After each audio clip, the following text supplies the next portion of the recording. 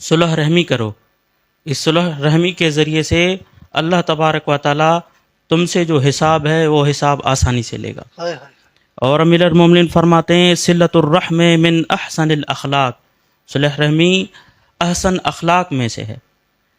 جیسے اگر ہمارے رشتہ دار روٹھ جائیں، ان کو منانے کے لیے بعض روایت میں ملتا ہے کہ امیر المومنین علی بن ابی طالب علیہ الصلوۃ والسلام، خصوصاً احادیث موجود ہیں کہ مولا علی بن ابی طالب وسلم کوئی روٹھ جاتا تھا، یعنی ان کے رشتہ دار، تو امیر المومنین خود چل کے تو ان سے پوچھتے تھے کیا وجہ ہے کہ تم اپنے رشتہ داروں سے دور ہو؟ تو وہ شخص کہتا تھا کہ مولا اس نے یہ میرے ساتھ سلوک کیا۔ تو امیر المومنین فرماتے ہیں کہ تم یہ چاہتے ہو کہ اللہ تبارک و تعالیٰ تمہاری خطاؤں کو معاف کرے؟ تو اس نے کہا بے شک مولا میں چاہتا ہوں کہ اللہ میری خطاؤں کو معاف کرے۔ تو امیر المومنین نے فرمایا کہ اللہ سے یہ تقاضا کرتے ہو کہ وہ تمہاری خطاؤں کو معاف کرے اور تم کسی کی خطاؤں کو معاف نہ کرو، یہ عجب نہیں ہے؟ واہ واہ واہ، بالکل بالکل۔ تو